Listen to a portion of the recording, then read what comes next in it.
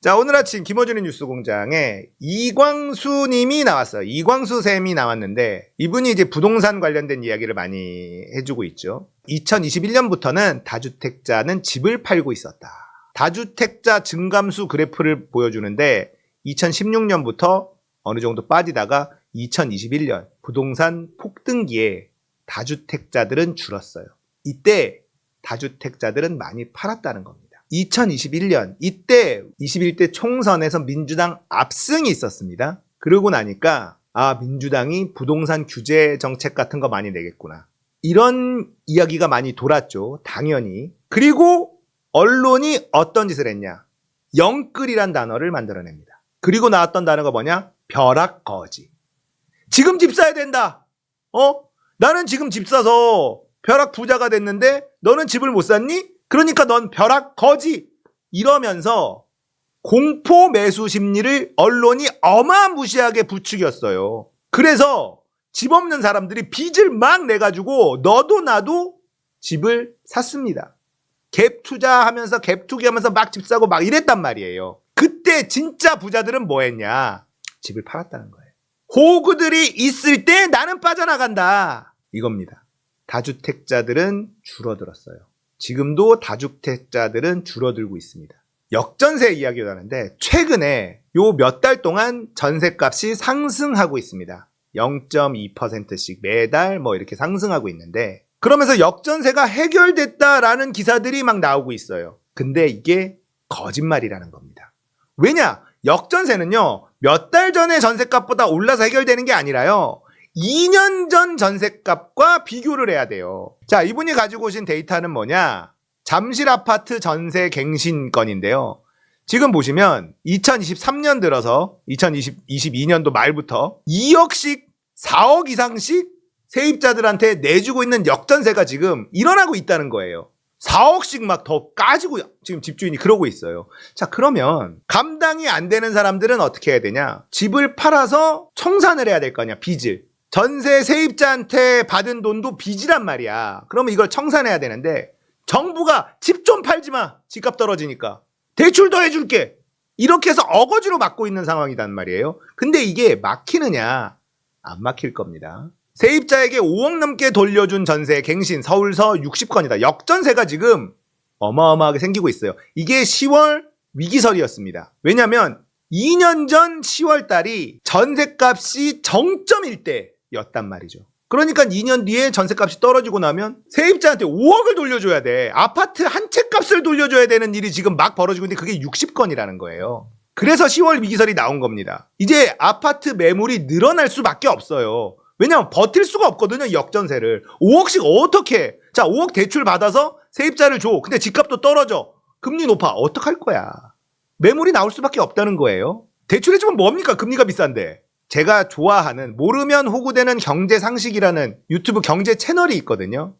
여기서 너무 정리를 잘해 주셔가지고 제가 요것도 좀 가져왔습니다. 모르시는 분들은 이분 모르면 호구되는 경제상식 이분 구독하시고 이분 설명 좀 들어보십시오. 이분이 책도 내고 나름 이쪽의 전문가인데 굉장히 설명도 잘하고 정말 내용도 좋은 게 많아요. 그래서 모르면 호구되는 경제상식 이분 얘기도 좀 해드릴 겸 하고 이야기를 갖고 와봤는데 자, 언론에서 부동산 큰손 30, 40대 뭐 이러고 주택 매매 심리가 4달 연속 상승 국면이다. 오름세다. 실거래가 회복됐다. 7개월째 올랐다. 9개월째 상승 중이다. 이런 뉴스를 언론이 쏟아내고 있다. 근데 자, 이게 뭐냐? 아파트 매물수입니다. 자, 매물이요 확 줄어들었죠. 이거 줄어드는 건 뭐예요? 정부가 정책을 쏟아내고 대출 규제를 막 풀어주니까 집값이 오르겠네? 매물이 줄다가 매물이 급격하게 늘어나고 있습니다. 자, 매물이 늘어난다는 건 뭐냐면 부자들은 알고 있다는 겁니다. 부자들은요. 지금 빠져나와야 되는구나. 호구들 잡아야 되는구나. 서울 아파트 매물수가 지금 7만 5천? 엄청나게 이 그래프 속도가 지금 심상치가 않죠. 경기도도 살짝 빠졌다가 다시 매물수가 올라갑니다. 매물이 늘어난다는 건요, 아파트 값이 떨어진다는 징후예요, 징후. 자, 서울, 서초, 송파, 강남. 자, 부자 3구, 매물수 올라가는 그래프의 이 가파른 기울기를 보십시오. 어마어마하게 매물이 늘어나고 있습니다. 장난이 아니죠? 엄청나게 가파르게 올라가잖아요. 사실 부자들은 이미 호구 잡아서 다 빠져나갔습니다. 찐 부자들은요. 그러면 여기에서 매물수가 줄어든 건 어떻게 해석할 거냐? 이런 숫자가 더 많을 거라고 저는 해석을 해요. 갭 투기한 애들, 영끌한 애들. 이제 집값이 다시 반등하나 보다. 팔려고 내놨다가 다시 걷어들여. 오를 것 같으니까 안 팔아. 이렇게 됐다가 근데 아파트 값이 조금씩 오르긴 했잖아요. 어거지로 올린 거란 말이야. 억지로. 근데 대출 금리가 높아지니까 나가는 이자가 장난이 아니야. 근데 이제 못 버티겠어. 내놔야지. 이제 내놔야 된다. 이 사람들 조용히 호구들이 제발 내 집 좀 사주길 그러고 있는 사람들이 어마어마하게 늘어났다는 겁니다. 부자 3구의 매물수 엄청나게 가파르게 늘어났어요. 인천, 부산. 자, 인천은요 보면 많이 안 빠졌죠. 그리고 다시 올라갔어요. 많이 안 빠졌다는 건 뭐냐면 해소가 안 됐다. 팔리질 않았다. 이런 얘기입니다. 부산도 많이 안 빠지고 다시 올라가죠. 세종 내려갔다가 가파르게 올라가고 대구는 진짜 안 좋죠. 해소가 안 돼요. 여기는. 매물 해소가 아예 거래가 안 된다는 뜻입니다. 대구가 제일 안 좋은 그래프 모양이라는 거예요. 자, 서울 아파트 거래량 어거지로 늘렸어요. 주담대 풀고 규제 풀고 거래량을 어거지로 올렸는데 억지로 호구들이 막 아파트를 사기 시작했습니다. 근데 꺾이고 있죠. 거래량이 꺾이고 있습니다. 거래량을 봐야 돼요. 매물수 거래량을 보면 향후 아파트 값의 향방이 보이죠? 매물이 점점 늘어나고 있는데 거래는 안 돼. 그럼 어떡하겠어? 급한 사람들은 가격을 점점 깎을 거 아니야. 단순한 원리입니다. 거래량이 안 좋아요. 내려가고 있습니다. 끝물이죠. 어거지로 올린 거에 약발 다 끝났다. 자, 금융위원장 50년 만기 주담대 상식에 맞지 않아. 자기들이 봐도 심하다 이거. 큰일 나겠다. 50년 만기 주담대를 했어요. 역대 이런 게 있습니까? 30년 만기였어요. 그런데 40년 만기 주담대를 만들더니 50년 만기 주담대까지 만들었어요. 근데 이게 30대들만 이 50년 만기 주담대, 40년 만기 주담대를 할 수 있습니다. 그러니까 이거 차별 아니냐? 그래서 연령 제한 없는 상품도 냈어요. 그러니까 어떤 일이 벌어지냐? 60대가 50년 만기 주담대를 받아. 말이 돼?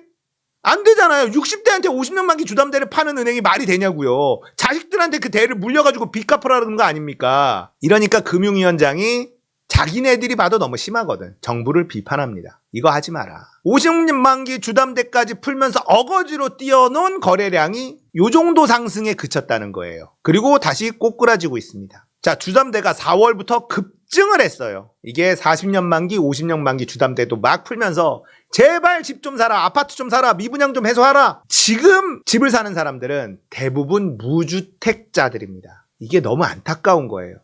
정보의 비대칭 때문에 벼락 거지될까봐 마지막 차라도 타야 될 것 같아서 정부가 이렇게 정책을 쏟아내고 주담대도 이렇게 널널하게 해주면 지금이라도 아파트 이거라도 잡아야 되지 않을까? 문제는 부자들은 털고 나갔다니까요. 못 털고 나간 사람들이 호구 기다리고 있는 그런 중인데 찐 부자들은 털고 이미 나갔어. 지금 아파트 50년 주담대로 아파트 산 사람들은요 진짜 호구예요. 호구.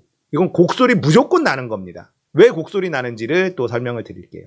금리가 오릅니다. 코픽스. 주담대 금리를 정하는 게 코픽스예요. 주담대 금리가 7% 이런 얘기가 나오죠.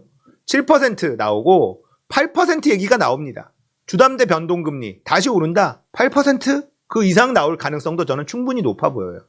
자, 이러면 어떻게 돼? 버틸 수가 없어요. 대출 받아서 어거지로 영끌해서 산 사람들이 버틸 수가 없겠죠. 금리가 올라가면 부동산은 무조건 내려간다. 이 상관관계는 단 한 번도 틀린 적이 없어요. 금리가 올라가는데 부동산도 오른다? 이런 적이 없습니다.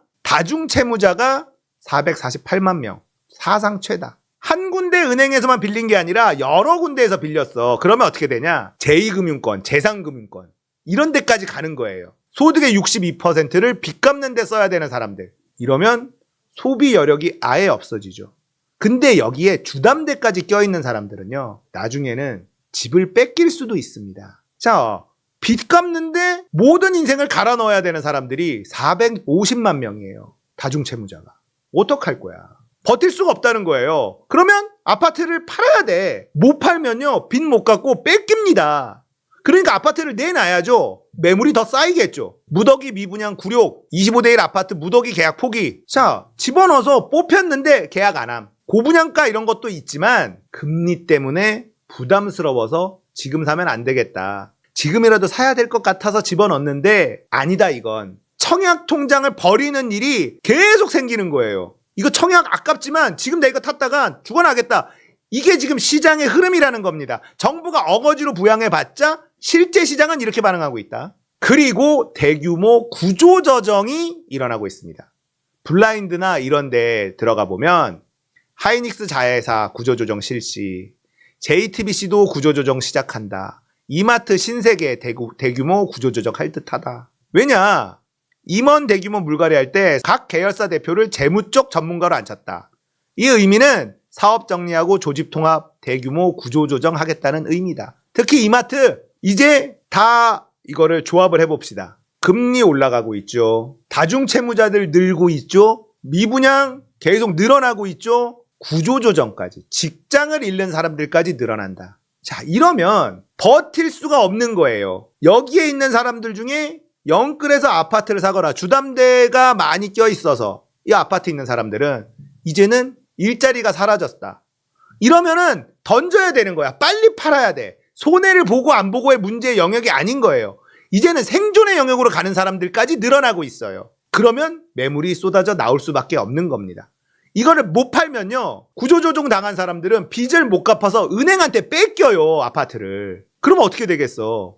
그냥 진짜 벼락 거지가 되는 겁니다. 아파트 사고 벼락 거지가 될 수가 있으니 매물은 더 늘어날 거고 아파트 가격의 하방 압력은 훨씬 더 세질 수밖에 없다. 이해가 되셨죠? 아파트 값이 지금 오를 수가 있습니까? 언론이 얘기하는 것처럼 오를 수가 있어요?